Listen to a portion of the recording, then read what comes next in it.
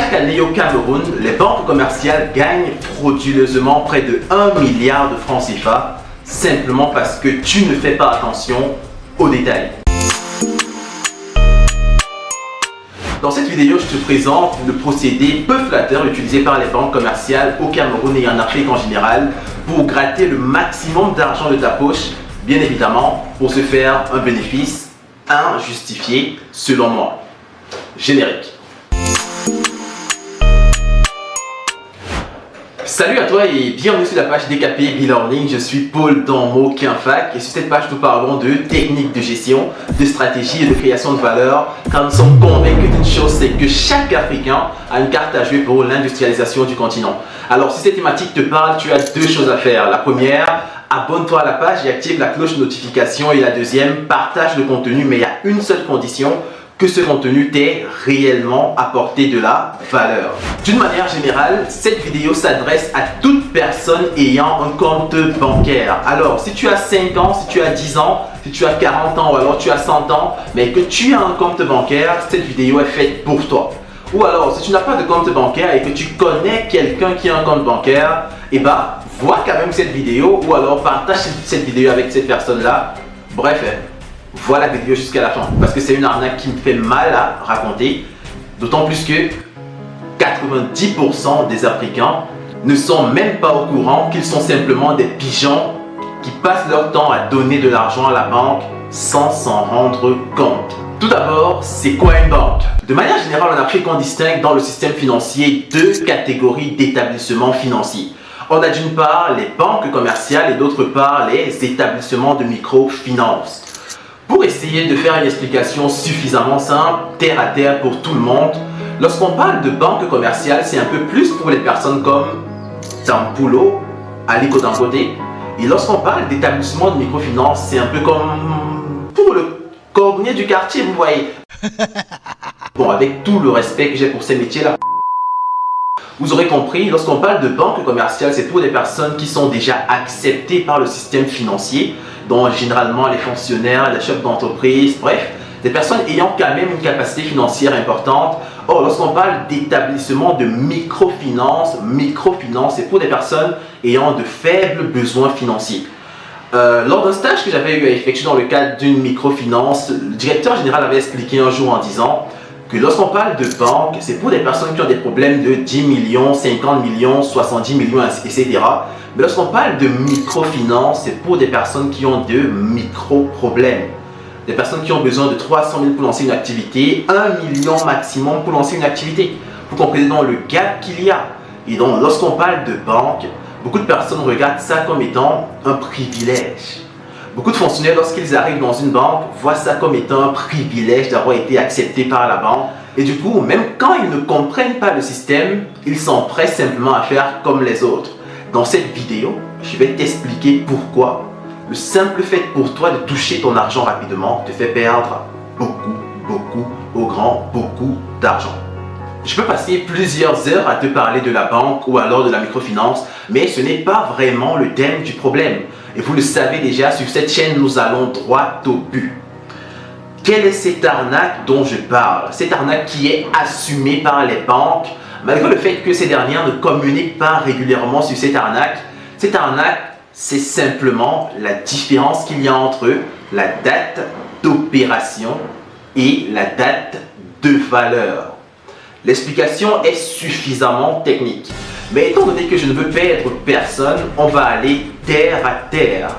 Et sincèrement, vous allez comprendre pourquoi c'est important de s'informer avant de sélectionner une banque, pourquoi c'est important de s'informer avant de réaliser une transaction et pourquoi c'est également important de s'informer avant de faire un retrait tout simple à la banque. Revenons au cœur du sujet. Dans les années 1800, bon, on va dire, c'est un exemple assez banal. Considérons deux principales villes. Là, on va prendre l'exemple dans le cadre du Cameroun en considérant deux principales villes. Yaoundé, qui est la capitale politique du Cameroun, et Douala, qui est la capitale économique. Supposons maintenant que dans le cadre de Yaoundé, on a une banque. Je vais taire les noms, je vais prendre l'exemple d'aucune banque. Et que cette même banque-là se retrouve dans le cadre de Douala. Dans le temps, lorsque je parle dans le temps, c'est vraiment dans les années antérieures et c'est vraiment un exemple à l'absurde pour que tout le monde puisse comprendre. Dans le temps, lorsqu'il était question pour moi, en tant qu'agent économique, de faire un virement bancaire à une autre personne qui se situait à Yaoundé, en étant à Douala, étant donné que les moyens technologiques n'étaient pas encore développés, ce qui se passait était tout simple. Les fonds étaient mis dans un véhicule qui devait voyager, quitter de Yaoundé pour aller à Douala ou inversement quitter de Douala pour aller à Yaoundé. Je précise bien que nous sommes là dans une démonstration par l'absurde, mais suivez bien où est-ce que nous allons aller. Alors, cela sous-entend quoi? Si je voulais faire le versement à un partenaire économique, supposons par exemple que je suis en train de traiter avec un agent économique qui s'appelle Caleb et que M. Caleb réside du côté de Yaoundé. Ce qui va se passer, c'est quoi? Si je m'en vais par exemple faire le virement bancaire à la banque le 10 avril, alors les fonds seront mis dans le véhicule pour transporter l'argent du côté de Yaoundé le 10 avril et la personne, c'est-à-dire M. Caleb à qui je fais la transaction, aura accès à cet argent seulement combien de jours après? 2 jours plus tard. Autrement dit, dans le temps, ayant fait un virement bancaire du côté de Douala pour Yaoundé, le 10 avril, c'est seulement à partir du 12 avril que M. Caleb pourrait, du côté de Yaoundé, entrer en possession de son argent. Qu'est-ce qu'on va dire là? Dans ce cas, la date d'opération, c'est la date à laquelle moi, agent économique, j'ai envoyé de l'argent à M. Caleb, j'ai fait le virement. Et la date de valeur, c'est la date à laquelle M. Caleb aura accès à son argent. J'espère bien évidemment qu'à ce niveau, nous sommes encore ensemble et que personne n'a été laissé en route. Maintenant, le problème intervient avec l'introduction de la technologie. Pourquoi? C'est vraiment absurde et c'est, à mon sens, honteux pour les banques de perpétuer une pratique pareille alors qu'il n'y a plus aucun argument légitime de le faire. Alors, dorénavant, on a le développement technologique et on se rend compte que une fois qu'on fait un virement bancaire, supposons, prenons le cas actuel. Aujourd'hui, si je fais un virement bancaire toujours avec M. Caleb, après avoir fait le virement bancaire, directement la banque va envoyer le message à M. Caleb que, monsieur, vous avez reçu un virement bancaire de, je dis peut-être des bêtises, 500 000 francs CFA. Et qu'est-ce qui se passe? M. Caleb va se lever et aller à la banque le même jour pour aller retirer de l'argent. Et là, M. Caleb vient de commettre une grosse erreur. Simplement pourquoi? Parce que M. Caleb n'est pas au courant que la banque, avec les pratiques anciennes, a décidé de ne pas changer la méthode de fonctionnement. Autrement dit, malgré le développement technologique, une fois que je décide de faire un virement bancaire à quelqu'un, la personne doit patienter 2 jours, 48 heures.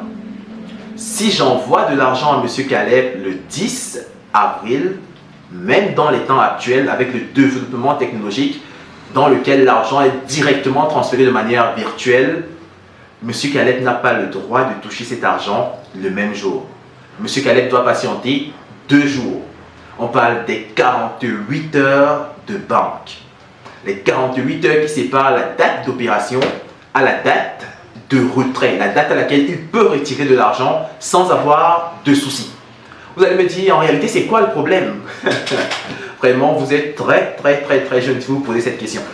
La banque, si et seulement si j'ai fait le virement à M. Caleb et que M. Caleb prend l'argent le même jour, la banque suppose que l'argent n'est pas encore à la disposition de M. Caleb et que l'argent est encore à sa disposition elle-même. Et qu'est-ce qui se passe? La banque va supposer qu'elle a prêté de l'argent à M. Caleb pour 2 jours. Donc si M. Caleb vient le 10 retirer cet argent, alors la banque va dire « Tu devais toucher cet argent à partir du 12, tu es venu toucher cet argent le 10. » Alors, moi, en tant que banque, je suppose que je t'ai prêté de l'argent pour 2 jours. Et tenez-vous prêts, le taux qui est appliqué à ce niveau, c'est le taux des découverts. Et tout le monde sait, le taux de découvert, c'est le taux le plus important pratiqué par la banque. Disons simplement que pour un emprunt basique, l'intérêt pratiqué est de l'ordre de, je dirais, Je vais encore prendre un exemple basique parce que si je prends des taux précis, on va savoir de quelle banque je parle. Mais là, la plupart des banques le font. Je vais prendre un exemple assez large. Si le taux classique appliqué pour des crédits normaux est de l'ordre de 5%, lorsqu'on parle de découvert, étant donné que la période est restreinte, le taux d'intérêt qui sera appliqué sera de l'ordre pratiquement de, pourquoi pas, 10%. Vous voyez un peu le niveau par lequel ça se passe et la manière par laquelle ça se passe. Les 90% des personnes ne sont même pas au courant que la banque passe le temps à le faire chaque jour. Vous l'aurez compris, c'est une arnaque qui est effectuée, perpétuée par les banques alors que ça ne mérite plus d'être. Maintenant, pour que vous puissiez avoir un peu exactement un ordre d'idée par rapport à l'ampleur de cette arnaque, on va prendre le cas du Cameroun, ce fameux pays, ce merveilleux pays que j'aime tant. Dans le cas du Cameroun, on a exactement environ 400 000 fonctionnaires. Et toi qui regardes cette vidéo, si tu es fonctionnaire, si tu es un parent fonctionnaire, si tu connais quelqu'un fonctionnaire, je crois que tu es automatiquement au courant que dès que le fonctionnaire entend qu'il y a le virement de salaire, directement ils sont alignés devant les guichets. Parfois, ils s'alignent jusqu'à bloquer la circulation, alors qu'ils ne savent pas qu'ils sont en train de vendre de l'argent gratuitement à la banque. L'État fait le virement le 23, je crois au Cameroun, les virements se font entre le 23 et le 24 de chaque mois. Une fois que l'État fait le virement le 24, il y a des gens qui touchent directement le même jour. Le simple fait de toucher ce même jour-là fait en sorte que tu perdes de l'argent. Il y a toujours des lignes que beaucoup de fonctionnaires ne comprennent jamais sur leur relevé bancaire. Je vous le dis aujourd'hui, ces lignes que vous ne comprenez pas, ce sont ces lignes liées à l'arnaque de la date de valeur et la date d'opération. Maintenant, revenons. Restons toujours dans le cadre du Cameroun et supposons que un fonctionnaire en moyenne touche de l'ordre de 150 000 francs CFA à 200 000 francs CFA. Bon, permettez-moi vraiment de faire des erreurs, je ne suis pas fonctionnaire, je ne sais pas exactement comment ça se passe, mais allons sur la base de 200 000 francs CFA. Pour un fonctionnaire qui touche 200 000 francs CFA et après le virement bancaire qui part directement retirer son argent à la banque, cette personne va être considérée comme étant une personne qui a emprunté de l'argent à la banque pour 2 jours. Étant donné que l'emprunt est sur une courte période, on va parler de découvert bancaire. Et supposons que le taux de découvert bancaire est de l'ordre de 20%. On aura donc 200 000 francs CFA fois 20%, ce qui va faire 40 000. Ce qui va faire que les 40 000 sont la somme que la personne est censée payer sur la base d'une année entière. Maintenant, ce qu'il faut faire, on prend les 40 000, on divise les 40 000 par 365 jours. J'espère que là, jusque-là, on est ensemble. Les 40 000 concernent l'année, on divise par 365 jours pour avoir la dépense en termes d'intérêt que la personne doit payer par jour. On tombe dans les 109 francs CFA, voire 110 francs CFA. Puis, la banque multiplie ces 110 francs par 2. On a donc 110 multiplié par 2 pour considérer les 2 jours. Cela fait en sorte que la personne devra payer un intérêt de 220 francs CFA chaque mois pour une personne qui touche rapidement. Vous me direz, 220 francs, c'est rien du tout. Ah non, j'ai 200 000 de salaire, on ne prend que 220 francs parce que je touche vite, c'est rien du tout. Ok, d'accord. Mais laissez-moi vous rappeler que le Cameroun a près de 400 000 fonctionnaires. Supposons que ces 400 000 fonctionnaires viennent et touchent leur argent une fois après le virement et que dans leur compte, il n'y a aucune provision, il n'y a rien. Ça veut dire que pour les 400 000 personnes, la banque va retenir 220 francs CFA chaque mois. Je crois que le calcul est simple. 220 francs CFA multiplié par 400 000. Et nous sommes à 88 millions de francs CFA générés, à mon sens, frauduleusement par les banques, simplement parce que vous ne pouvez pas patienter 1 jour, 2 jours avant de toucher votre argent. Et là, calmez-vous, ce n'est pas encore tout. Les 88 millions de francs CFA, c'est seulement sur 1 mois. Maintenant, dans une année, on a 12 mois.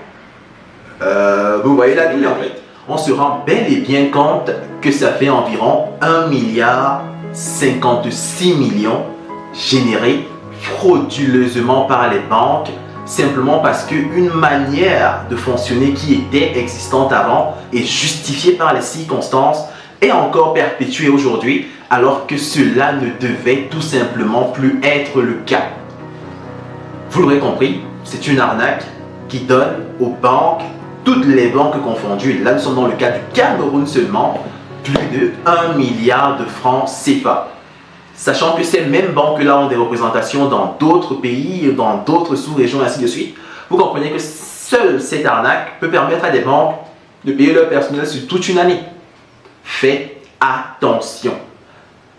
Et le seul conseil que je peux te donner pour pouvoir éviter de tomber dans cette arnaque, c'est de patienter minimum 2 jours avant de toucher ton argent après un virement bancaire. C'est encore plus profond que ça. Si tu souhaites une vidéo détaillée qui explique étape par étape comment ça s'est passé pour qu'on en arrive là, une vidéo détaillée qui explique comment est-ce que l'étranger, comment est-ce que l'Occident a fait pour contourner ce système et pour créer des banques responsables d'un point de vue sociétal. Bref, si tu as besoin de plus d'informations dessus, signale-le en commentaire et je me ferai un malin plaisir de préparer une vidéo complète dessus.